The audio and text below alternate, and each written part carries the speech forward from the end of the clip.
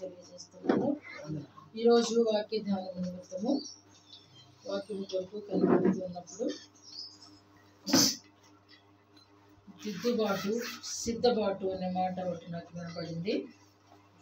దిద్దుబాటు సిద్ధబాటు, దిద్దుకుంటే సిద్ధపడినట్టే. దాని కొరకు యెషయా గ్రంథము 6వ అధ్యాయంలో 5వ వచనంలో రాయబడిన మాటతో అయ్యో నేను అపవిత్రమైన పెదవులు గలవాడను, అపవిత్రమైన పెదవులు గల జనుల మధ్యను నివసించువాడను, నేను నశించి తిని. చాలు. ఇక్కడ యెషయా భక్తుడు అంటున్న మాట ఎప్పుడు అంటున్న మాట అంటే, దేవుని చూచిన తరువాత, దేవుని యొక్క పరిశుద్ధతను చూచిన తరువాత, ఆయన మహిమను చూచిన తర్వాత అంటున్న మాట. అయ్యో అనే మాట సింపుల్గా అంటలేదు ఆయన. రొమ్ము కొట్టుకునే వాళ్ళు అంటారు అయ్యో అని. అయ్యో నేను అపవిత్రమైన పెదవులు గలవాడును అంటున్నాడు. అంతేకాదు, నేను అపవిత్రమైన పెదవులు గల జనుల మధ్య నేను నివసిస్తున్నటువంటి వాడను. ఎప్పుడు గ్రహించాడు అని అంటే, ప్రభువును చూచినప్పుడు మాత్రమే గ్రహించగలిగాడు. అంతకుముందు 1వ అధ్యాయం దగ్గర నుంచి కూడా అక్కడ ప్రభువును చూచిన అనుభవం కానీ అక్కడేమీ మనకి కనబడదు. 6వ అధ్యాయంలో మాత్రమే ఈ మాట మనం గ్రహించగలుగుతాం ఉన్నది కూడా. కాబట్టి ఈరోజు దిద్దుబాటుకి అవసరమైనటువంటి వాక్యాల ద్వారా దేవుడు మనల్ని దర్శించాలని, మనల్ని దిద్దాలని, సరిదిద్దాలని, సరిచేయాలని, సర్దుబాటు చేసి ఆయన కృప వైపుగా మన జీవితాలను మళ్లించాలని కోరుకుంటున్నారు. మొన్నటి దినము బుధవారం ప్రార్థన పెట్టినప్పుడు చాలామంది రాలేకపోయారు. అయినా పర్వాలేదు, వాళ్ళ కొరకు కూడా దేవుడు చెప్పడానికి ఇష్టపడుతున్నారు. ఎందుకంటే మనం కొన్ని సత్యాలు తెలుసుకుని ఉండాలి. చాలామందికి తెలీదు భస్మ బుధవారము అంటే. అది ఎలా వచ్చింది, ఎందుకు చేస్తారనేది తెలియదు. ముఖ్యంగా ఇండివిజువల్ చర్చెస్ అందరూ కూడా దీన్ని ఎందుకో ప్రక్కన పెట్టేశారు. ట్రెడిషనల్గా వెళ్తున్న సంఘాలలో అది ఎప్పుడు వాళ్ళు అనుసరిస్తారు కాబట్టి వాళ్ళని చాలా చులకనగా మాట్లాడతారు. గతంలో నేను కూడా సిఎస్ఐకి వెళ్ళినప్పుడు వస్తున్నప్పుడు సిల్వేసి వచ్చేసారా అని నన్ను వెటకారం చేసిన వ్యక్తులు ఉన్నారు. పునరుద్ధానం రోజున చర్చికి వెళ్ళి అర్లీ మార్నింగ్ వస్తున్నప్పుడు ఏంటి దేవుణ్ణి లేపేసి వచ్చేసారా అని వెటకారం చేసిన వాళ్ళు ఉన్నారు. కానీ నేను ఈరోజు సభాముఖంగా ఎందుకు చెప్పాలనుకున్నానంటే, ఇలాంటి వాళ్ళందరూ కొన్ని నిజాలు తెలుసుకోవాలి. నన్ను అన్న వాళ్ళందరూ కూడా ఈ 40 దినాలు శ్రమల దినాలు అని అంటాం మనం. ఈ 40 దినాలు ప్రభువు చేసిన దాన్ని అనుసరించరు, కానీ వాళ్ళ పాస్టర్లు ఉపవాసం ఉన్న దినాలను మాత్రం వాళ్ళు అనుసరిస్తారు. అది ఎంతవరకు నిజమో వాస్తవమో మంచో నాకు తెలియదు. అది నేను విమర్శించాలని కూడా అనుకోవడం లేదు. ఎవడి భక్తి వాడికి ధైర్యం పుట్టిస్తుంది. కానీ మనము ప్రభువు ఉపవాసం ఉన్నారు అన్నది మాత్రం నిజం. అది ఎప్పుడు ఉపవాసం ఉన్నారు అని అంటే, ఆయన సేవ ప్రారంభానికి ముందుగా ఉపవాసం ఉన్నారు అనేది మనకి స్వార్థికులు నలుగురు కూడా వ్రాస్తున్నారు. అంటే ఆయన ఉపవాసం ఉన్నారు అనేది మాత్రం నిజం. యేసయ్య ఉపవాసం ఉన్నారు అన్నది మాత్రం వాక్యాధారం కాబట్టి మనం నమ్ముతున్నాం, అది సత్యం. అయితే మన పెద్దలు అంటే ఈ యొక్క ఆది సంఘం దగ్గర నుంచి కూడా ఎందుకు ఈ 40 రోజులని తెచ్చి ఈ శిలువ మరణానికి ముందుగా ఏర్పాటు చేశారు అనేది వాళ్ళ జ్ఞానం నా జ్ఞానానికి అందలేదు. కానీ నాకు అర్థమైంది ఏంటి అని అంటే, వాక్యాధారంగా చూసినప్పుడు నేను ఆ రోజు వాక్యం చెప్తూ కూడా సంవత్సరానికి ఒక మారు ప్రాయశ్చిత్తార్థ దినం ఉంది అని లేవీకాండంలో నుంచి మనం మాట్లాడుకున్నాం. లేవీకాండం 16వ అధ్యాయం 34వ వచనంలో మీరు చదవనవసరం లేదు, మీరు విన్న మెసేజ్ అయ్యింది. అది మాట్లాడుకున్నాం. సంవత్సరానికి ఒకసారి కంపల్సరిగా ప్రతి వ్యక్తి జీవితంలో పశ్చాత్తాపపడేటువంటి ఒక పీరియడ్ ఉంది.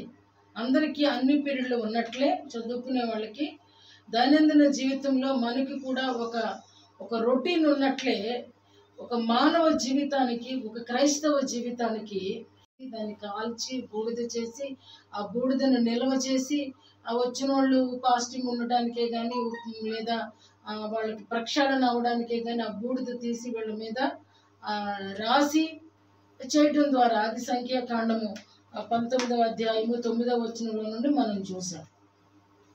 మూడవ దాన్ని హెబ్రీ పత్రికలో నుంచి ఏం చెప్పానంటే, అబ్బాయి ఇదంతా కాదు, యేసు ప్రభువే బలిదానం అయిపోయి ఆయన వెల చెల్లించాడు కాబట్టి ఈ బూడిదల వల్ల ఏమి కూడా పాపానికి ప్రక్షాళన జరగట్లేదు. యేసు ప్రభు నీ పాపాలన్నిటినీ ఆయన మీద వేసుకొని రక్తాన్ని వెలగా చెల్లించి నీకు విమోచన ఇవ్వడానికి వచ్చాడు కాబట్టి ఇదే నిజము. కాబట్టి ఇప్పుడు బలులతో పని లేదు అనేది హెబ్రీ పత్రికలో నుంచి మనం 9వ అధ్యాయంలో నుంచి మనం నేర్చుకున్నాం. అంటే ఈ అసలు ఎందుకు మరి ఈ గుడ్ ఫ్రైడేకి ముందు ఈ భస్మ బుధవారంతో ఎందుకు ఈ లెంట్ డేస్ ప్రారంభించబడుతున్నాయి అంటే, భస్మ అని అంటే మనం తెలుసుకోవాల్సింది ఏంటంటే తగ్గింపు. లెంట్ అనేది చిగురింపు. ఈ రెండు చాలా తేడాగా ఉన్నాయి. ఒకటేమో తగ్గింపు, రెండోదేమో చిగురింపు. నువ్వు ఈ శ్రమలలో తగ్గించుకుంటే ఏం చేస్తావు? చిగురిస్తావు. అయితే మన పెద్దలు 300 సంవత్సరంలో కాన్స్టాంటిన్ అనేటువంటి ఒక చక్రవర్తి ఒక సభ ఏర్పాటు చేశాడు. నేను నైసియా విశ్వాస ప్రమాణము చెప్పినప్పుడు కూడా నేను చెప్పాను. అది ఆ నైసియా విశ్వాస ప్రమాణము దాన్ని అలా చేయడానికి గల కారణం ఏంటి అని అంటే, ఇతనికి దేవుని ప్రత్యక్షత వచ్చింది అనొచ్చు. ఎందుకనంటే ఒకరోజు అతను యుద్ధానికి వెళ్ళడానికి ముందు అతను మామూలుగా తను ఆ నైట్ సిద్ధపడిపోయి రేపు పొద్దున వెళ్ళాలనుకున్నప్పుడు అతనికి ఒక అక్షరం సి అనే లెటరు తనకి ఒక విజన్ రూపంలో కనిపించినప్పుడు, తన తల్లి చాలా భక్తురాలు, కాన్స్టాంటిన్ అనేటువంటి అతని చక్రవర్తి తల్లి అడిగితే, ఆయన ఎవరో కాదురా నీకు కనబడిన అక్షరం క్రైస్ట్ అది యేసుక్రీస్తు ప్రభువుదే అన్నప్పుడు ఆయన తన డాళ్ళన్నిటి మీద కూడా సి అనే లెటర్ చెక్కించి యుద్ధానికి వెళ్ళినప్పుడు అద్భుతమైనటువంటి విజయాన్ని అతను చూచిన తర్వాత అతనికి ఒక ఆశ పుట్టింది. నా ప్రభు నేను అడగకుండానే నాకు ఇంత అద్భుతమైన విజయాన్ని ఇచ్చారు కదా, నా ప్రభు కొరకు నేనేం చేయగలను అని ఆలోచన చేసినప్పుడు అప్పుడు ఆయనకు ఒక మంచి థాట్ వచ్చింది. ప్రపంచం అంతటా కూడా ఒక్క రకంగానే ఆరాధించడానికి గాను నేను ఏదైనా యోచన చేయాలనుకున్నప్పుడు ఈ నైసియా అనేది ఒక బిషప్స్ సంఘం, బిషప్లందరినీ కలిపి, అంటే సెనేట్ అంటారు కదా ఇప్పుడు కొంతమంది, అలాగే దీనికి నైసియా అనేటువంటి పేరుతో పిలువబడుతున్న బిషప్స్ అందరినీ కలిపి వాళ్ళని ఆలోచన అడిగినప్పుడు, వాళ్ళకి ఆలోచన చెప్పినప్పుడు ఇతని ఆలోచన వాళ్ళందరూ కూడా ఈ నైసియా విశ్వాస ప్రమాణాన్ని చేశారు. అది చాలా అద్భుతంగా ఉంటుంది. నేను తెప్పించాలనుకున్నాను, మర్చిపోయాను. ఆ అద్భుతమైనటువంటి విశ్వాస ప్రమాణాన్ని వాళ్ళ చర్చెస్లో చదువుతారు. చాలామందికి అర్థం కాక ఎలా విమర్శిస్తారంటే, అది ఇంచుమించు 2.5 పేజీలు ఉంటుంది. అది మొత్తం కంటతో పట్టి మాకంటే అలవాటు అయిపోయింది కాబట్టి వచ్చేసింది. కానీ మిస్టేక్స్ చదవకుండా ఉండటం కొరకు చూసి చదువుతారు. అక్కడ ప్రేయర్ లేదు, ఏమి లేదు, చూసి చదువుతారనే విమర్శలు కూడా బయట ఉంది. అది కూడా కరెక్ట్ అయింది కాదండి. కాబట్టి ఆ రోజు ఆ విశ్వాస ప్రమాణాన్ని చేసినటువంటి ఆ యొక్క బిషప్స్ అందరినీ ఈ రీతిగా ప్రజలందరికీ అందుబాటులోనికి ఆ సూత్రాన్ని తెచ్చారు. అలాగనే ఇది కూడా అదే సమయంలో 300 ఆ సమయంలో నుంచి మొదటిగా మనం దేవుని సన్నిధిలో పశ్చాత్తాపపడడానికి ఒక రోజు లేదా 40 గంటలు లేదా 1 వీక్ అనుకుంటూ మార్చుకుంటూ 325 క్రీస్తు శకంకి వచ్చేసరికి దానికి ఏం చేశారంటే ఒక రూపాన్ని తెచ్చారు. మన గుడ్ ఫ్రైడేకి ముందు ఆ సండేస్ ముందు వచ్చేదే, అంటే ఆ స్టార్ట్ అయ్యేది బుధవారం వచ్చింది కాబట్టి ఆ రోజు దానికి ఏమని పేరు పెట్టారంటే భస్మ బుధవారం అని పేరు పెట్టారు. అంటే ఈ 40 డేస్లో సండేస్ కలవమండి. సండేస్ దేవుని దినాలు, విశ్రాంతి దినాలు, అవి మైనస్ అయిపోతాయి. ఈ పరిశుద్ధ దినం కూడా సపరేట్ అయిపోద్ది. కాబట్టి వీటన్నిటికీ ముందు వచ్చేటువంటి దాన్నే భస్మ బుధవారము అని పేరు పెట్టారనమాట. అంటే ఆ రీతిగా భస్మం. మరి ఈ భస్మం అని ఎందుకు పేరు పెట్టారు అని అంటే, అప్పటి వరకు 300 నుంచి 325 వరకు కూడా వీళ్ళందరూ కూడా ఖర్జూరపు మట్టలు, అప్పటికే ప్రభువు పునరుద్ధానం కూడా అయిపోయింది కాబట్టి ఆ ఖర్జూరపు మట్టలు చుట్టూరు తిరిగి వాటిని వచ్చి ఇంట్లో పెట్టిన తర్వాత ఎంతో కొంత అవి డ్రై అయిపోతాయి కదా. ఈ రోజు కోసిని ఈ రోజులానే ఉండవు. కొన్ని రోజుల తర్వాత ఏమైపోతాయి అంటే ఎండిపోయింది. అప్పుడు ఒక అతనికి ఒక థాట్ అన్నమాట. అంటే నేను అనుకుంటున్నాను అలా అని. ఎలా ఆలోచన వచ్చిందంటే, ఇలా ఎండిపోయింది క్రైస్తవ విశ్వాసము ఆ చెట్టును లేదా ఆ కొమ్మను సూచిస్తుంది. అంటే క్రైస్తవ విశ్వాసము ఇలా డ్రై అయిపోతే ఎలాగా, దీనికి ఒక చిగురింపు అనేది కావాలి అని అంటే దానికి కొన్ని దినాలు, ప్రత్యేకమైన దినాలు అవసరం. ప్రత్యేకమైన దినాలు అవసరం. బైబిల్లో 40 అనేది పరిపూర్ణమైన సంఖ్యగా మనం చూస్తాం. చాలా చోట్ల ప్రభు ప్రత్యక్షతలు 40 దినాలు, ప్రభు ఫాస్టింగ్ 40 దినాలు, మోషే ప్రభుతో గడిపింది 40 దినాలు, ఏలియా నడిచింది 40 దినాలు. అంటే ఇలా 40 అనేది చాలా సార్లు మనకి రొటీన్గా కనిపిస్తూ ఉంటుంది. అందుకని 40 అనేది పరిపూర్ణతకు చిహ్నముగా ఆలోచన చేసి బహుశా 40 డేస్ అనేది పెట్టడం, ఆ యొక్క నైసియా అనేటువంటి ఆ సంఘము లేదా ఆ పెద్దల సభ పెట్టడం జరిగింది. కాబట్టి దానికి ముందు భస్మ బుధవారం. అంటే క్రైస్తవ విశ్వాసి అలా డ్రైగా ఉండటమే కాదు, ఈ 40 దినాలలోనూ ఇతని ప్రయాణం ఎలా ఉండాలంటే చిగురించేలాగా ఉండాలి. కాబట్టి ఈ 40 దినాలు మనిషి చేయవలసింది ఏంటంటే దిద్దుకోవాలి జీవితాన్ని, కరెక్ట్ చేసుకోవాలి ప్రతి దాన్ని భస్మ అని అన్నారు. అంటే ఇది ఎప్పుడైతే బూడిద చేసి దీన్ని ముఖానికి కొంచెం పూసి చేసేవాళ్ళు, అయితే ఇప్పుడు ఎవరు చేస్తున్నారని నేను అనుకోవడం లేదు. అంటే అది ఆశంలో పూస్తారా, అయితే ఆ భస్మము అనేది ఆ భస్మ బుధవారం అనేది అలా డ్రై అయిపోయినటువంటి దానితో స్టార్ట్ అవుతుంది. కాబట్టి దానికి భస్మ బుధవారము అని పేరు పెట్టారనమాట. అంటే క్రైస్తవ జీవితము అలా ఆగిపోయి ఉండకూడదు. అది ఎండిపోయిన కొమ్మలో నుండి కూడా చిగురింపు అనేది మనం చూస్తాం. యేసుకేలుతో ప్రభు మాట్లాడుతూ, ఈ ఎముకలు బ్రతకగలవా అంటే ఎముకలలో కూడా జీవాన్ని పోయగలిగిన వాడు మన దేవాతి దేవుడు అని బహుశా మంచి చక్కటి ఆలోచనతో ప్రతి వ్యక్తి కూడా కనీసం సంవత్సరానికి ఒక్కసారైనా ప్రాయచిత్తార్థ దినము వారి జీవితాలలో ఉండాలి. కొన్ని దినాలైనా ప్రభుతో గడపాలి అనే ఉద్దేశంతో బహుశా ఈ 40 దినాలను ఈ రీతిగా పునరుద్ధరించడం జరిగి ఉండొచ్చని నా ఆలోచన. కాబట్టి ఈ పరిస్థితిని బట్టి వాక్యాన్ని ఆధారం చేసుకున్నప్పుడు సంవత్సరానికి ఒక్కసారి తప్పకుండా ఆయన సన్నిధిలో ప్రాయచిత్తం అంటే పశ్చాత్తాపడవలసి ఉంది. మనం దానికి గాను ఒక బలి చెల్లించవలసి ఉంది. ఆ తర్వాత మనము విజయ సంకేతం ఎగరేయవలసింది. ఎప్పుడు మనిషి ఇదవుతాడని అంటే పడి లేచిన తర్వాత సంతోషం, కానీ పడిపోయిన వాడు సంతోషించడం. అంటే మన ఆత్మీయ జీవితాలలో ఎన్ని మార్లు పడిపోయినప్పటికీ తిరిగి లేస్తూ పడిపోవటం అలవాటు అయినోడికి అది అలవాటే అయిపోతుంది. ఇక అతని జీవితంలో సర్దుబాటు ఉండదు, దిద్దుబాటు ఉండదు, ఏ బాటు ఉండదు, ఎడబాటు తప్ప. కాబట్టి అయితే ఒక క్రైస్తవుడు చిగురించాలి అని అనుకున్నప్పుడు తప్పకుండా ఒక పీరియడ్ ఆఫ్ టైం అనేది మనిషికి చాలా అత్యవసరం. ఇంత తేజ చెప్తున్నాడు, మనకి ఇది రొటీన్ అయిపోయి ఉండొచ్చు. రాజులలాగా ప్రతిరోజు వాక్యం వింటూ అది మనకి అలవాటుగా అయిపోయినప్పుడు అది తగలదు, అది వ్యక్తుల్ని తాకదు. ఎప్పుడైతే మనము దాని కొరకు ఆశతో చూస్తామో అప్పుడు మాత్రమే ఆ వాక్ అనేది మనకి క్రియ రూపం దాల్చింది. అందుకని ఈ శ్రమల దినాలు, ఈ 40 దినాలు ఎందుకు అనుకోనంటే మానవుడు మరలా చిగురించడానికి.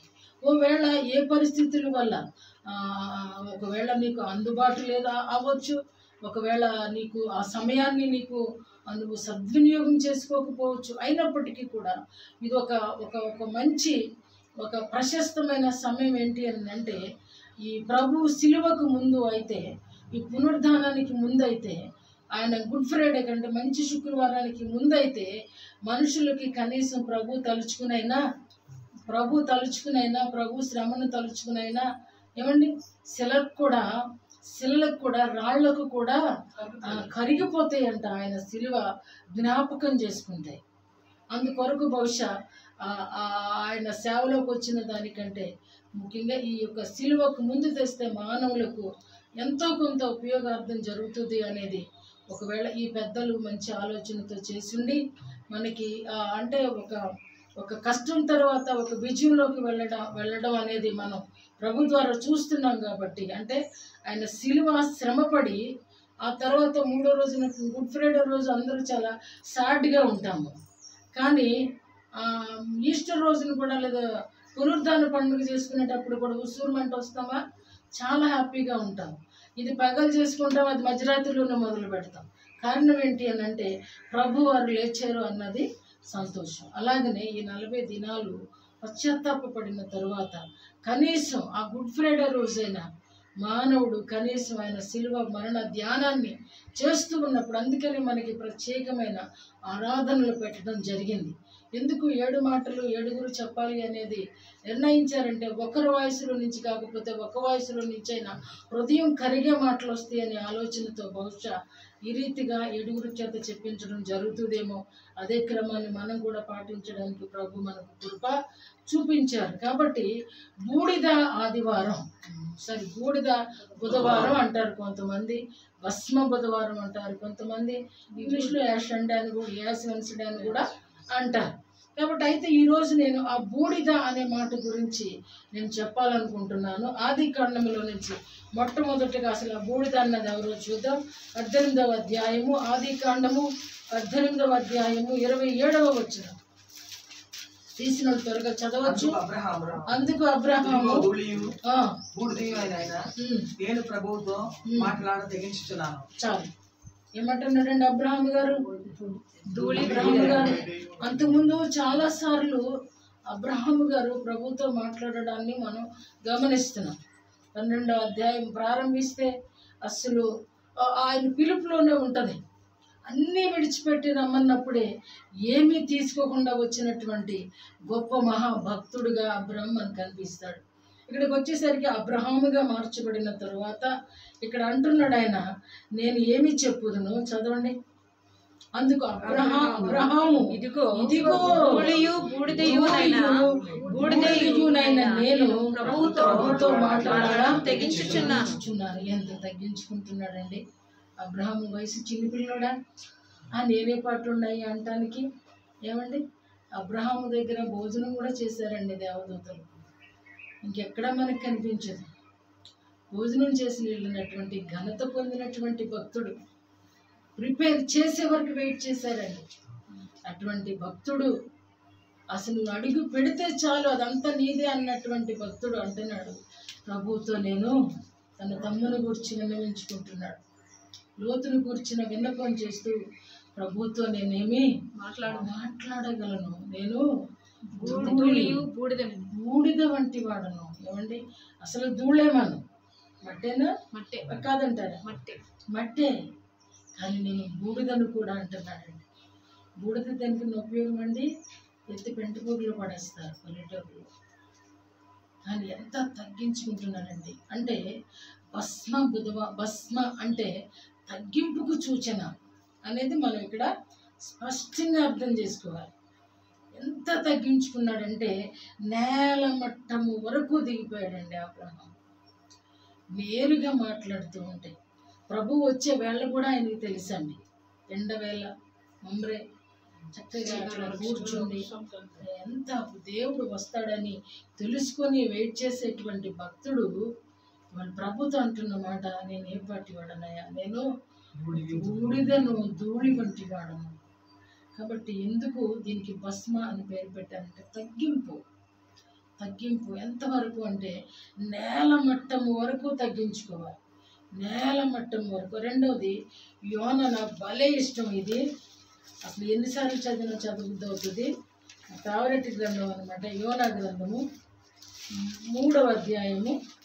ఆ పేజ్ అంతా చదవచ్చు. అసలు అదంతా మీరు చదవాలని నేను అనుకోవట్లేదు, కానీ అద్భుతమైనటువంటి సంఘము, అద్భుతమైనటువంటి 4వ వచనం నుండి చూస్తే కదా, యోనా 3వ అధ్యాయము 4వ వచనం చూస్తే కదా, యోనా ఆ పట్టణంలో ఒక దిన ప్రయాణమంత దూరము సంచరించుచు ఇక 40 దినములకు నీనివే పట్టణము నాశనమగునని ప్రకటన చేయగా, నీనివే పట్టణపు వారు దేవుని యందు విశ్వాసం ఉంచి ఉపవాస దినము చాటించి గనులేమి అల్పులేమి అందరూ గోనిపట్ట కట్టుకొనిరి. ఆ సంగతి నీనివే రాజునకు వినబడినప్పుడు అతడును తన సింహాసనము మీద నుండి దిగి తన రాజవస్త్రములు తీసివేసి గోనెపట్ట కట్టుకొని బూడిదలో కూర్చుండెను. అక్కడ అబ్రహామే కాదండి, ఇక్కడ నినివే రాజు సైతం. ప్రజలందరూ గోనెపట్ట కట్టుకుంటే రాజు ఎక్కడ కూర్చున్నాడండి? బూడిదలో కూర్చున్నాడు. ఎందుకనంటే తన ప్రజలను కాపాడేవాడు ఆ విధంగా ఉంటాడు. తన ప్రజల కొరకు శ్రద్ధ కలిగిన వాడు ఆ రీతిగా ఉంటాడు. ఈయన రాజవస్త్రములు తీసి గోనెపట్ట కట్టుకొని బూడిదలో కూర్చున్నాను. రాజైన తానును ఆయన మంత్రులను ఆజ్ఞ ఇయ్యగా, ఒకవేళ దేవుడు మనస్సు త్రిప్పుకొని పశ్చాత్తాప్తుడై మనము లయము కాకుండా తన కోపాగ్ని చల్లార్చుకొనును గనుక మనుషులు ఏదియు పుచ్చుకొనకూడదు. పశువులు గాని ఎద్దులు గాని గొర్రెలు గాని మేత మేయకూడదు, నీళ్లు త్రాగకూడదు. మనుష్యులందరూ తమ దుర్మార్గములను విడిచి తాము చేయు బలాత్కారమును మానివేయవలెను. మనుష్యులేమి పశువులేమి సమస్తమును గోనెపట్ట కట్టుకొనవలెను. జనులు మనఃపూర్వకముగా దేవుని వేడుకొనవలెను అని దూతలు. చూసారా, ఇక్కడ పశ్చాత్తాపం. బూడిద ఏం చేస్తుందండి? తగ్గించుకుంటే ఏమొస్తుందండి? తగ్గించుకుంటే ఏమొస్తుందండి? నినివే పట్టణస్తులు మనతో మాట్లాడుతున్నారు. మా యొక్క పట్టణము, మా ప్రజలు దేవుని దృష్టికి దోషులై ఉన్నారు. ఇలాంటప్పుడు భక్తుని ద్వారా మాకు దేవుడు హెచ్చరించాడు. మేము నాశనానికి ఎంత అంచులో ఉన్నాము. నాశనానికి ఎక్కడున్నారు వీళ్ళు? అంచున ఉన్నాము. మరణానికి అంచులో ఉన్నారు. కానీ ఇక్కడంట పశువులకు కూడా గోనెపట్టలు కట్టారంట. పశువులకు, పసిపిల్లలకు కూడా ఆ పట్టణప్పుడు ప్రభు అంటున్నాడు, నేను 16వ వచనం, ఈ నినివే వారు తమ చెడు నడతలను మానుకొనగా వారు చేయుచున్న క్రియలను దేవుడు చూచి పశ్చాత్తాప్తుడై వారికి చేయుదునని తాను మాట ఇచ్చిన కీడు చేయక మానెను. పశ్చాత్తాపం అనేది, పశ్చాత్తాపడిన వాడికి ఏం జరుగుద్దండి? క్షేమము జరుగుద్ది, క్షమాపణ కలుగుద్ది, మేలు కలుగుద్దండి. దేవుడే పశ్చాత్తాపడుతున్నాడంట. అంటే వాళ్ళు ఎంత నిజమైన తగ్గింపులోనికి దిగిపోయారో మనం ఇక్కడ గమనిస్తే, నేల మట్టాన్ని కంటి కిందకి దిగిపోయారంట. రాజు, మంత్రులు, ప్రజలు, పశువులు. అద్భుతం అండి. ఇంత పశ్చాత్తాపం ఈ గ్రంథంలో మనం చదవలేం. ఎందుకంటే ఈ యొక్క బూడిద అనేది తగ్గింపు, పశ్చాత్తాప పడకుండా ఎవరు కూడా విజయపదంలోకి రాలేరు. పడిపోయిన వ్యక్తి పడిపోయాడు అని అంటే నేలకు పడిపోయాడు, మళ్ళీ ఆ నేల మీద నుంచే లేవాలండి. గాల్లో లేస్తానంటే కుదరదు. పడిపోయినోడు ఎక్కడ పడిపోయాడు? నేల మట్టం వరకు పడిపోయాడు. కానీ ఆ పడిపోయిన వాడు లేవాలి అని అంటే ఆ వ్యక్తికి ఏం కావాలంటే ఒక ప్రాయశ్చిత్తార్థం చేసుకునేటువంటి గడియ కావాలి. పశ్చాత్తాపడేటువంటి అవకాశం రావాలి. నడిపించే నాయకుడు ఉండాలి. పశ్చాత్తాపాన్ని గౌరవించాలి. పశ్చాత్తాపంతో హృదయాన్ని కరిగించుకోవాలి. కఠినం విడిచిపెట్టాలి. పశ్చాత్తాపం అంటేనే దాని అర్థము, రాత్రి నేను ప్రభుని అడిగినప్పుడు విడిచిపెట్టుట అని వినపడుతుంది. నేను అది రాసుకున్నాను గబగబా. విడిచిపెట్టుట, విడిచిపెట్టాల్సినవి నేర్పిస్తాను అంటున్నాడు. ఒక వ్యక్తి నిజంగా పశ్చాత్తాపడితే వాడు విడిచిపెట్టవలసినవి నేను నేర్పిస్తాను. అదే నిజమైన పశ్చాత్తాపం. ప్రార్థన కానీ కూర్చున్నప్పుడు ఊరికి క్షమించు క్షమించు క్షమించు అంటే అది రియల్గా డిపెండెన్స్ కాదు. పశ్చాత్తాపం అంటే ప్రభువుని పూర్తిగా హృదయపూర్వకంగా, రాత్రి చెప్పాను కదా, ఏక మనస్సు, నేను చెప్పిన మాట ఏక మనస్సు. నేను గమనించాను, బుడబుడు చెప్పాను నా భక్తికి ఎలా ఉందని గమనించినప్పుడు 1 అవర్ కూర్చున్నానండి. 1 అవర్లో 60 సార్లు పైగా నా మనసు బయటికి వెళ్ళిపోయింది. ఎందుకంటే మనస్సును నిలుపుకోవటం ఎంతో కష్టం. అందుకనే ఆ ఇళ్ళే గాలినన్నా ఆపొచ్చు కానీ మనసు నిలుపుకోవటం కష్టం అన్నాడు భక్తుడు. మాట్లాడేవారు నోరాగదు, తిరిగేవాడి కాలాగదు. ఏంటి చక్కర్లు కొట్టే మనసు కూడా దీన్ని అస్సలు ఆపలేము. చాలా కష్టం అండి, చాలా కష్టం. అందుకనేనంట నువ్వు అలా చక్కర్లు కొట్టే నీ మనసును కూడా ఏకాగ్రతలోనికి తీసుకొస్తే అప్పుడు నిజమైన పశ్చాత్తాపం వస్తాయి. అప్పుడు విడిచిపెట్టడం నేర్పిస్తాడు. విడిచిపెట్టకుండా నువ్వు ప్రతిరోజు పశ్చాత్తాపడడం వల్ల ఉపయోగం లేదు. వాళ్ళకి 40 రోజులు చాలవండి, 360 రోజులు చాలవు, లీప్ సంవత్సరం కూడా చాలదు. అందుకనే పశ్చాత్తాపడేటప్పుడు నిజమైనటువంటి పశ్చాత్తాపం నిజంగా పడితేనే దేవుని నుండి ఆన్సర్ పొందుకోగలుగుతాం. ఈ నినివే పట్టణస్తులు నిజమైనటువంటి పశ్చాత్తాపాన్ని మనం ఇక్కడ చూస్తున్నాం. అయ్యో నీ దృష్టికి మేము ఎంత పాపులంగా ఉన్నామనేది మాకు అర్థం కాలేదు ప్రభువా, ఇలాంటి పరిస్థితులు వస్తాయని మేము ఊహించలేదు ప్రభువా, మమ్మల్ని బ్రతికిని ప్రభు అని కేకలు వేసి వచ్చండి. పసిపిల్లలకు కూడా పాలు పట్టలేదంటే ఎంత రియాలిటీ, ఎంత భయపడ్డారండి దేవుని మాటకు. దేవుని మాటకి ఎంత వాల్యూ ఇచ్చారండి. పశువులు చనిపోతే నీళ్లు కూడా పెట్టలేదంటండి వాటికి. ఎంత అద్భుతం అండి అసలు ఈ వీళ్ళు. ఒక్కరోజు వాక్యాన్ని విన్నటువంటి వీళ్ళు, అదే వాక్యం వాల్యూ తెలియకపోతే ప్రతిరోజు విన్న వాక్యం వృధా అయిపోద్దండి. రోజు నీసు తినేవాడికి కామన్ అయిపోద్ది, అలాగే వాక్యం వినేవాడికి కూడా అది ఊరికి అలా కామన్ అయిపోద్ది, హృదయానికి తగలదు. అదే ఒకరోజు స్ట్రాంగ్గా పడింది, ఎందుకంటే మీరు చస్తారు అని చెప్పే మాట వాళ్ళ హృదయాలను కదిలించింది. కానీ ఏ రోజు చస్తామో తెలియని మనము ప్రతిరోజు చస్తూ బ్రతకాలనేది మాత్రం నేర్చుకోవాలి. నేను అన్నమాట మీకు అర్థమైందండి. ఏ రోజు చస్తామో మనకి తెలియదు, కానీ ప్రతిరోజు శారీరకంగా చస్తూ ఆత్మను బ్రతికించుకోవాలి అనేది నా మాట. ఆత్మ బ్రతికి లేకపోతే దీనికి నిత్య జీవం ఉంది. ఈ మట్టి ఏముందండి, మట్టి అయిపోద్ది, ధూళి ధూళే, దుమ్ము దుమ్మే. కాబట్టి యోచించు. అందుకనే యెషయా అంటున్నాడు, అప్పటి వరకు కూడా యెషయాకి తెలియలా. ప్రభువుని చూస్తామండి, ప్రభువుని చూస్తాం. పశ్చాత్తాపంలో ఏం చూస్తామంటే ప్రభువుని చూస్తాం. అందుకే ప్రభువు అయ్యో అపవిత్రమైన పెదవులు గలవాడని అన్నప్పుడు, ఇది నీ పెదవులకు తగిలేను గనుక నీ పాపమునకు ప్రాయశ్చిత్తమాయను ప్రభు అంటున్నమాట. అయ్యో నేను అపవిత్రుడనని కేకలు వేసేదే పశ్చాత్తాపం. అంటే నేనేంటో నాకు తెలియజేస్తాడు దేవుడు. పాపానికి పరిహారం నొందినవాడు ధన్యుడు, ఆత్మలో కపటము లేనివాడు ధన్యుడు అని దావీదు భక్తుడు చెప్తాడు.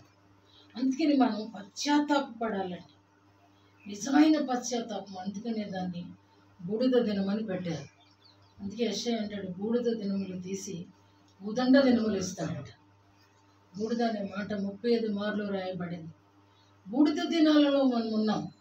బూడిదలో ఉంటే కోడి దులుపుకుని వెళ్ళిపోద్ది, అయినంత మాత్రాన దాన్ని బూడిదంతా దులుపుకోలేదు. మానవులను కూడా ఏదో క్రైస్తవులము మేమేంటి అనుకుంటున్నాము అనేటువంటి బూడిదలో కూర్చుంటే ఎప్పటికీ కూడా పూదండ అనేది మన మెడలోనికి రాదండి. రక్షించబడినోడికి కిరీటం, పాపానికి పరిహారం నొందినోడికి కిరీటం.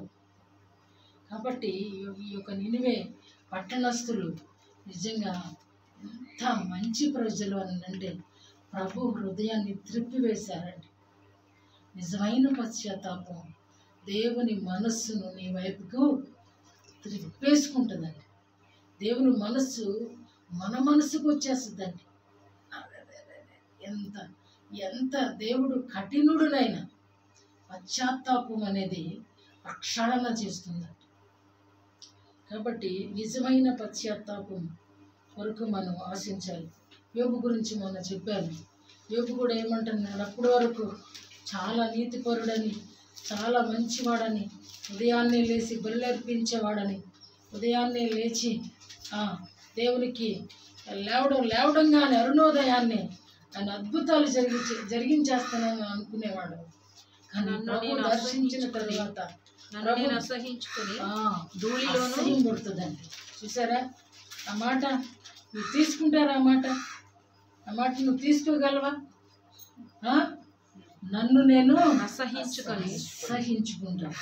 నువ్వేంటో తెలుసుంటే ఏంటంట, మనమేంటో తెలుసుంటే మనకు అసహ్యం పుడుతుందంట. మొన్న ఒక డాక్టర్ది నేను ఇంటర్వ్యూ చూశాను, రవికాంత్ అని. చక్కటి మంచి చెప్పమ్మా గ్యాస్ట్రోకి సంబంధించినటువంటి డాక్టర్. ఆయన సర్జన్ అన్నమాట, అద్భుతమైన సర్జన్ అంట. చాలా చిన్న వయసే.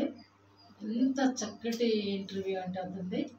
ఆ గ్యాస్ గురించి అతను మాట్లాడుతూ ఏమన్నారంటే, గ్యాస్ రావడానికి అసలు ప్రారంభం ఏంటి అంటే నెగిటివ్ థింకింగ్స్ అంటండి. నెగిటివ్ థింకింగ్స్ వల్ల, నెగిటివ్ థింకింగ్ ఎప్పుడైతే మన మనసులోకి వస్తుందో పేగులంతా ఆటోమేటిక్గా కదిలిపోతాయి అంట. వాటికి తెలియకుండానే అతను చాలా చక్కగా చెప్తున్నారు. వాటికి తెలియకుండానే అవి కదిలిపోతాయంట. మనకి తిన్న ఆహారం అంతా కూడా ఒక తిత్తులోకి వెళ్తూ ఉంటుందంట. ఈ పేగులు కదలిక వల్ల ఆ ఫుడ్ అంతా కొంచెం కొంచెం దిగాల్సింది పోయి మొత్తం దిగిపోతుందంట. అప్పుడు అది అరక్కపోవటం వల్ల అది చేసేటువంటి ఆ దుష్క్రియే గ్యాస్ట్రికేషన్. చూసారా? మనసుకి ఎక్కడ పెట్టాడండి దేవుడు? పేగులు ఎక్కడ ఉంటే మనసు ఎక్కడ ఉంటుంది? చాలా ఆశ్చర్యంగా అనిపించింది. కాబట్టి ఇవన్నీ కూడా అదే ఇప్పుడు అంటున్నప్పుడు నాకు జ్ఞాపకం వచ్చింది. నన్ను నేను అసహించుకొని నిజంగా మనం ఏంటో తెలిసినప్పుడు మన మీద మనకి అసహ్యం వేస్తుందండి. పశ్చాత్తాపంలో ఉన్నటువంటి మరొక రహస్యం ఇది. నువ్వు తెలుసుకుంటావు, అసహించుకుంటావు కూడా. నేనేంటి ఎంత గలీజ్గా చేశాను, ఇదేంటి ఇలా చేయడం ఏంటి అనేది అసహ్యం పడుతుందండి.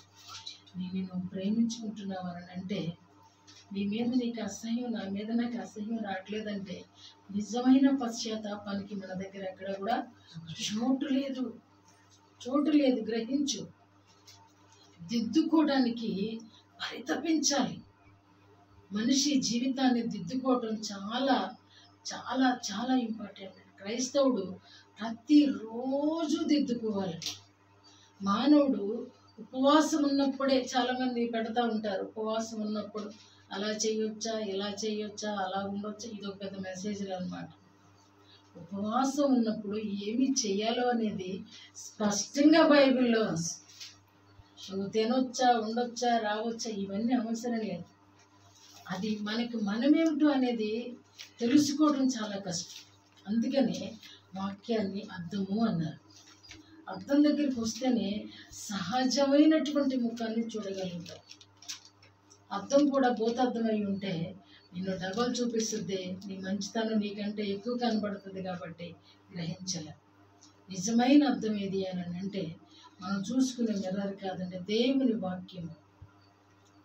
వాక్యమే మనకి నిజమైన మన ఒరిజినాలిటీని చూపిస్తుందండి. పశ్చాత్తాపపడే ప్రతి వ్యక్తి కూడా మనల్ని మనం అసహించుకునే రోజు ఒక రోజు మన జీవితంలో అవసరమని దేవుని వాక్యం చెప్తుంది. అందుకొరకే ఒకవేళ మన పెద్దలు ఈ 40 దినాలు కనీసం ప్రభు శ్రమనన్నా తలుచుకోరా, ప్రభు పడిన కష్టాన్ని తలుచుకో, ప్రభు పొందిన దెబ్బలను తలుచుకో, ప్రభు పొందిన గాయాలను తలుచుకో, ప్రభు ధరించిన ముళ్ళ కిరీటాన్ని జ్ఞాపకం చేసుకో. అలా అయినా సరే నీలో పశ్చాత్తాపం వస్తుందేమో. ఒక భక్తుడు రాస్తాడు చక్కగా, సిలువను చూచుకొన్నది శిల సమానమైన మనసు నలిగి కరిగి నీరగుచున్నది. మరొక భక్తుడు అంటాడు, ఎరిగి ఎరిగి చెడిపోతిని మనసా, ఇక నీకు దిక్కు ఎవరు. ఎరిగి ఎరిగి చెడిపోతివి మనసా. ఎరిగి చెడిపోతున్నాము మనం. అంతా తెలుసు అనుకుని చెడిపోతున్నాం. యెహోవాను దేవుడు ఏర్పాటు చేసుకున్నప్పుడు అద్భుతమైనటువంటి దృశ్యాలను మనం చూసాం. యెహోవా వస్తున్నప్పుడే నువ్వు సమాధానంగా వస్తున్నావా అనే అంత ధైర్యాన్ని, అంత అతనేమన్నా ఫోర్స్ని మనం చూసాం. కానీ మనస్సులోది మాత్రం తెలుసుకోలేకపోయినటువంటి దురదృష్టం. అది తీసుకెళ్ళి మళ్ళీ ఎక్కడ కనపడ్డాడండి? యెహోవా మోషేలో కనపడుతున్నాడు. అవునండి, మనం తెలుసుకోలేకపోతే తరతరాలు మనతో పాటు వస్తుందండి. కొన్ని గ్రంథాలు దాటేసిన తర్వాత 4వ తరం దాటిపోయింది, వచ్చేసింది మళ్ళీ చేతిలోకి. చూసారా? అవునండి, మనం తెలుసుకోవడం చాలా కష్టం. ఎవరో చెప్తే మనకు అర్థం కాదండి. ఎవరు చెప్పినా ముఖస్తుతి చేస్తాం. నేను ఎలా ఉన్నాను అని సోని నా దగ్గరికి వచ్చింది అనుకో, నువ్వేంటిరా చక్కగా ఉంటావు అంటాను. అంతేగాని నువ్వు బాగోవు అని అనగలనా? మళ్ళీ నా దగ్గరికి వస్తుందా? మానవుడు ముఖస్తుతి చేస్తాడు. కానీ దేవుడు, నేను నేరుగా నా ప్రభు దగ్గరికి వెళ్ళాననుకో, కరెక్ట్గా నాలో మైనస్లు మాత్రమే నాతో మాట్లాడతాడు. నిజంగా మనల్ని ప్రేమించే ప్రతి ఒక్కడు కూడా మన మైనస్లు మాట్లాడితేనే మన ప్రేమికుడు. మన ప్లస్లు మాట్లాడేవాడు మనల్ని ద్వేషించేవాడు. శత్రువు ఎప్పుడు కూడా మనలో ఆ చెడును రేపుతాడు. మన మీద మనకి జాలి పెంచుతాడు. నువ్వెంత కష్టపడుతున్నావు, నువ్వెంత కష్టపడిపోతున్నావు, నువ్వెంత కష్టపడిపోతే ఈ విధమైన దీవెన వస్తుంది అని మనల్ని ఏం చేస్తాడంటే రెచ్చగొడతాడు. అది వాస్తవం కాదు. నీ మీద నీకు జాలి కలిగించేది ఏది కూడా అది నిజం కాదు. నిజంగా నాలో ఇంకా ఏ గోతులో పడడానికి నా పాదాలు పరిగెడుతున్నాయి అని యోచిస్తావో అప్పుడే నీలో నీతి చిగురు ఉదయించడం లేదా చిగురించడం ప్రారంభమవుతుంది. ఏంటంటే చిగురించడం. కాబట్టి ఈ శ్రమ అనేది చిగురించడానికే కానీ నాశనం చేయడానికి రాలేదు. నినివే పట్టణస్థులకు వచ్చినటువంటి శ్రమ ఆ అపాయం నుండి తప్పించడానికే కానీ సుధమా గుమ్మెరాలాగా కాదు. దేవుడు అద్భుతం చేశాడండి. అందుకని ఈ అధ్యాయాలు ఎన్నిసార్లు చదివినా నా తనివి తీరదన్నమాట. ఎంత అద్భుతం దేవుని మాటను అంత గౌరవించడం. అంతకుముందు అక్కడ మరి వాళ్ళు భక్తులా కాదా అనే దాన్ని అక్కడ వీళ్ళ నాయకుడు ఎవరు కనిపించరు. లేకనే యోనాని ఆ రీతిగా పంపించడం జరిగింది, తన్ని మరి పంపించడం జరిగింది. కాబట్టి ప్రియ నేస్తం, ఆలోచించు.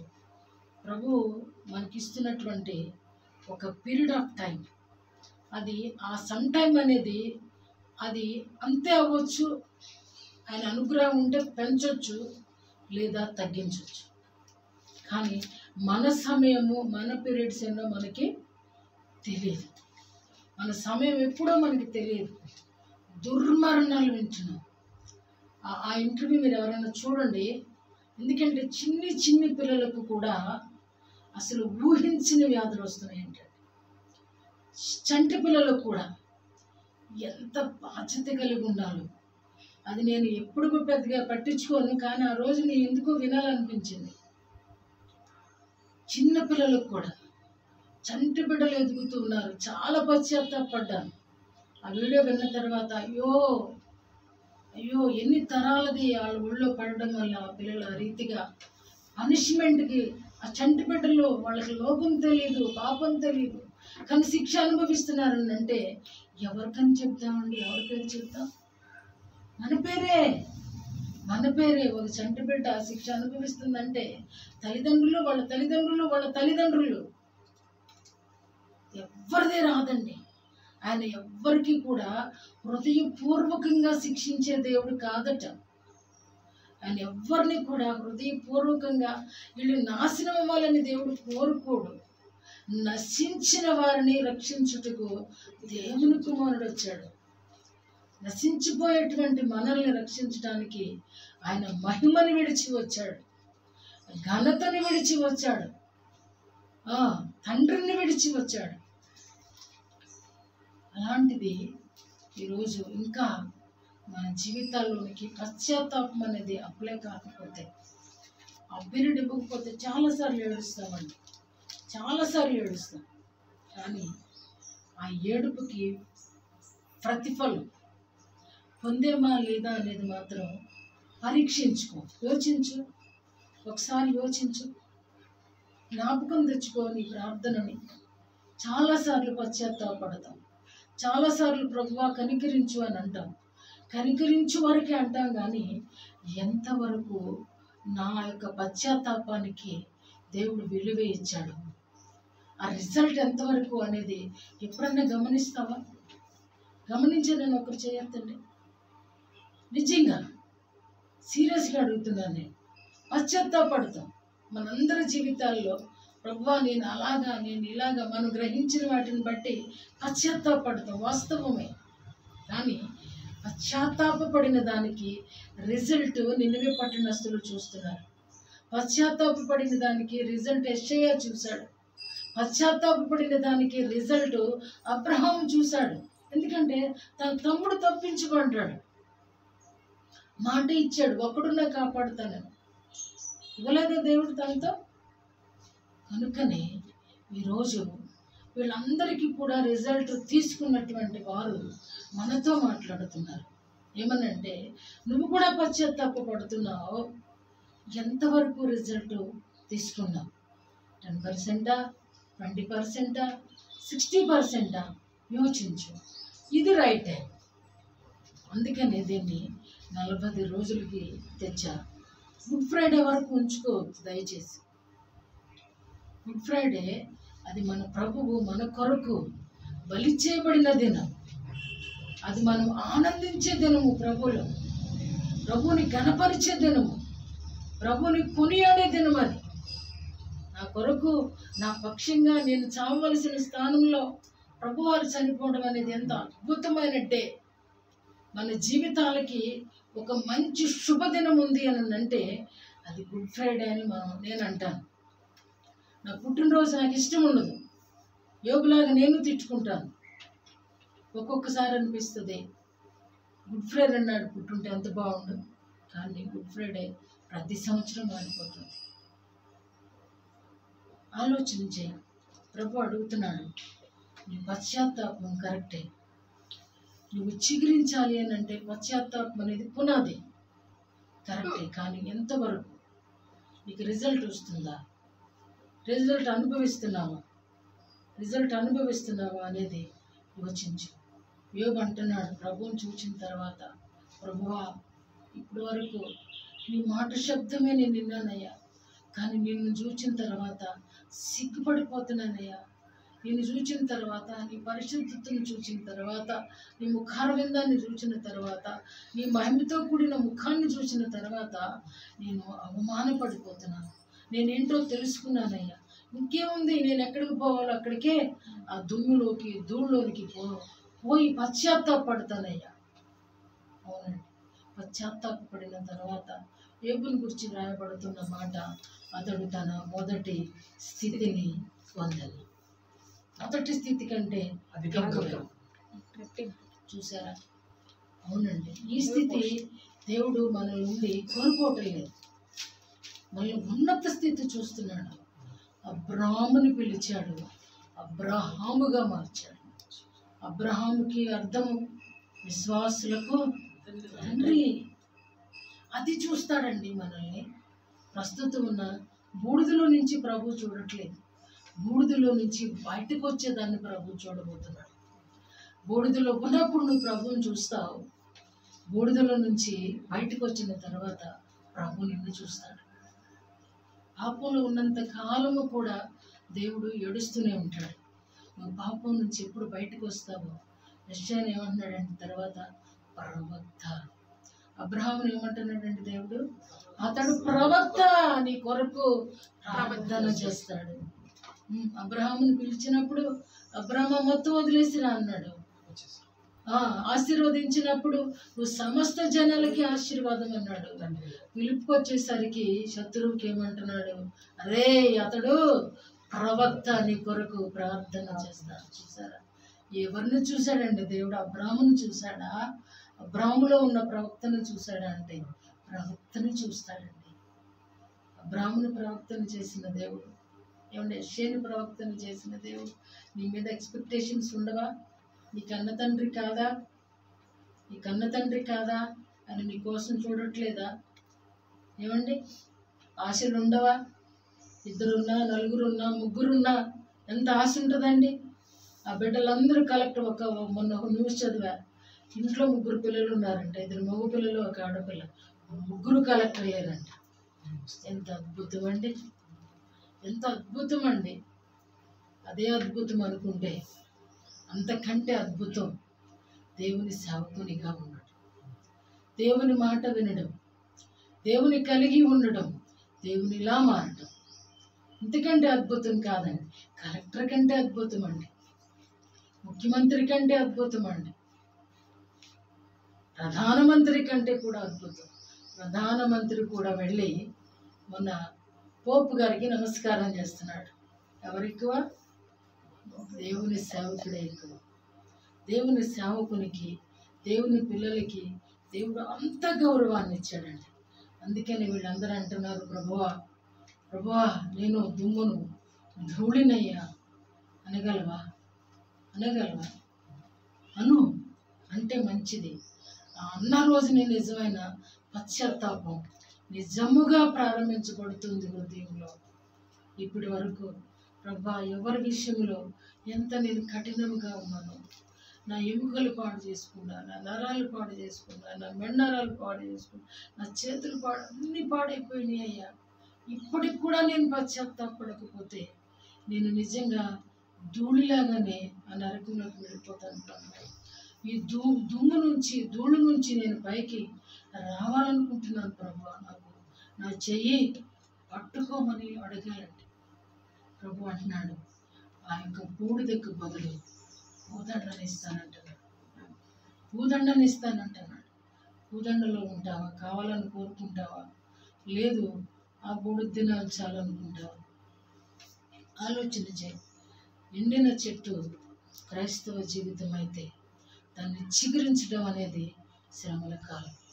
ఇప్పుడు చిగురించకపోతే క్రీస్తు శ్రమను తలుచుకున్నప్పుడు కూడా చిగురించాలని అనుకొనకపోతే ఇక జీవితంలో ఎప్పటికీ కూడా చిగురించలేదు. ఇప్పుడు మీరే ఆలోచించుకోండి. ఈ 40 days ప్రభుతో గడపటం చాలామంది అనుకుంటారు, ఈ 40 days నీసు మానేయాలనుకుంటారు. వాళ్ళ ప్రతిష్ట వదిలేద్దాం, మనకెందుకు ఏమంటావు? కొంతమంది ఫుడ్ మానేద్దాం అనుకుంటాం, అన్నీ మంచిదే. నీసు మానినా అది నీకోసమే, ఫుడ్ మానేసినా అది నీకోసమే. కానీ అంతరంగ శుద్ధీకరణ లేకుండా ఏది మానినా నిష్ప్రయోజనమే. అంతర్యంలో కార్యము ఆ సైక్లింగ్ జరగాలండి, ఆంతర్యంలో జరగాలి. ఈ మనసు మాట వినదు దీనిలో. అందుకని ఆ హెబ్రీలో చదివినప్పుడు మనస్సాక్షిని శుద్ధీకరిస్తుందంట. యేసు రక్తము చదువుకున్న మాటలో 9వ అధ్యాయంలో మనస్సాక్షిని శుద్ధీకరించాలి. ఆ మనస్సాక్షి శుద్ధీకరించబడమే దాని అర్థము పశ్చాత్తాపం. అదే ప్రాయశ్చిత్తము. చెయ్యి క్రైదనము, ఆయన రక్తం చెల్లించాడు, కనీసం కన్నీరున్న ఇవ్వ నువ్వు. ఏమండి? ఆయన రక్తాన్ని చెల్లించి, ఆ రక్తాన్ని ధనముగా చెల్లించి విలువనిచ్చి, నీ విలువ ఏంటంటే యేసు రక్తం క్రైదనం. యేసు రక్త క్రైదనము నీ విలువ. ఎంత విలువ అండి? రక్తం ఊరికే దొరుకుతుందండి? AB+ అని వెళ్తే ఎవడన్నా ఇస్తున్నాడా వెంటనే? ఎంతో కష్టం. కానీ యేసు రక్తం నా కొరకు క్రైదనం చెల్లిస్తే కానీ నేను బయటపడ్డాను. ఇప్పుడు నేను ఆ రక్తానికి విలువనివ్వాలంటే నేను కన్నీటితో ఆయన పాదాలు కడగాలండి. కన్నీటితో ఆయన పాదాలు కడగాలి. ఆయన పాదాలు కడగలేనప్పుడు అది నిజమైన పశ్చాత్తాపానికి రాదు. నిజంగా హృదయం కరిగింది అని అంటే, హృదయంలో క్రియ ప్రారంభించబడింది అని అంటే గుండె బద్దలైపోతుంది. వాడ బద్దలవటం గొప్ప కాదండి, గుండె బద్దలైపోతే. ఆ బద్దలు అవటం లేదు అని అంటే అది శారీరక సంబంధమైన కన్నీరు. రెండు ఉన్నాయి. ఆత్మానుసారమైన కన్నీరు రక్షణార్థమైన వారు మనసు కలిగిస్తుందంట. శరీరానుసారమైన కన్నీరు దుఃఖాన్ని కలిగిస్తుందంట. చూస్తావా, ఏ కన్నీరు కారుస్తున్నావు? శరీరంలో కలిగే బలహీనతల కొరకు కన్నీరు కారుస్తున్నామా? ఆర్థిక ఇబ్బందుల కొరకు కన్నీరు కారుస్తున్నామా? దేని కొరకు కన్నీరు కారుస్తున్నామో యోచించు. నిజమైన పశ్చాత్తాపం రక్షణార్థమైన మారు మనసు. అది చిగురించినటువంటి ప్రతి చెట్టు ఫలిస్తుంది. చిగురు వచ్చింది అని అంటే ఫలం ఉందని లెక్కే. అందుకే ఇంత బాబు చదివించాడు ఏంటంటే 3 సంవత్సరాలకి ఏ చెట్టు అయినా కాపు రావాలి, ఏ చెట్టు అయినా. అందుకనే ప్రభువు కాపు వచ్చి ఉంటుందని చెప్పేసి వెళ్ళాడు. ఆకుంది అంటే అంజూరం కాయ ఉండాలి.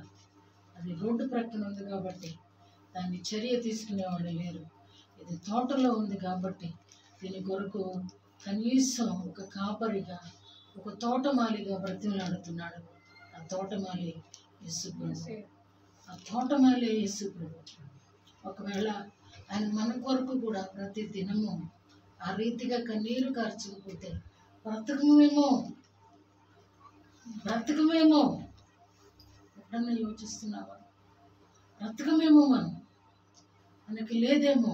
ఆయన కూడా మన దగ్గర నిలబడి, అయ్యో తండ్రి, ఈ మొక్కను కొట్టేయొద్దయ్యా, దీంతో మాట్లాడతా, దీనికి ఎరువు వేస్తా, మరలా నా వాక్యంతో మాట్లాడతా అని ఒకవేళ నీ పక్షంగా ఆయన ఉండి నీ జీవాన్ని నీలో కాపాడుతూ ఉంటే, కానీ కొంత సమయమే కానీ ఒక రైట్ టైం వచ్చింది. యెహోవా ఇంటి వారిని వదిలేశాడు దేవుడు. ఒక రైట్ టైం వచ్చింది, యెరోబామును వదిలేశాడు. ఒక రైట్ టైం వచ్చింది, సౌలుని వదిలేశాడు. ఆయన వదిలేస్తాడండి కొన్నిసార్లు. నీకు ఇవ్వబడినటువంటి ఆ రైట్ టైంలోనే ఆయన కావలివాడిగా, కాపరిగా ఆయన ఉంటాడే కానీ మనల్ని వదిలేసే కాలం వచ్చినప్పుడు ఆ స్థానంలో ఎవరున్నా విడిచిపెట్టడండి. యోచించు, గమనించు, సరిదిద్దుకో, దిద్దుబాటు చేసుకో. సర్దుబాటు అవుతుంది. దిద్దుబాటు లేకుండా సర్దుబాటు రానే రాదండి. ఉపవాసం అంటే దేవునికి దగ్గరగా జరగటం అంటే రోజు రోజుకి కొంచెం ఆ రీతిగా జరగాలని హెచ్చరిక చేస్తున్నాను. కాబట్టి దిద్దుకో, సిద్ధపడు. ఆయన రాకడ మనకి తెలియదు, మన పోకడ మనకి తెలియదు. ఆ రోజు సరి చేసుకునే సమయం ఒకవేళ ఇవ్వకపోతే నరకానికి ఒక్క తప్పున్నా సరే ఇది నాది అనే శత్రువు వచ్చి మన బాడీని లాక్కెళ్ళిపోగలదు, మన ఆత్మను లాక్కెళ్ళిపోగలదు. దానికి ఆ ధైర్యం ఉంది. కాబట్టి దిద్దుకో. దిద్దుబాటే పశ్చాత్తాపం. ఫలించు, చిగురించు. నీతి చిగురైన ప్రభువు ఫలింపచేయడానికి ఆయన సహాయము చేస్తాడు. అటువంటి కృప దేవుడు మనకి సమృద్ధిగా అనుగ్రహించును గాక. ఆమేన్.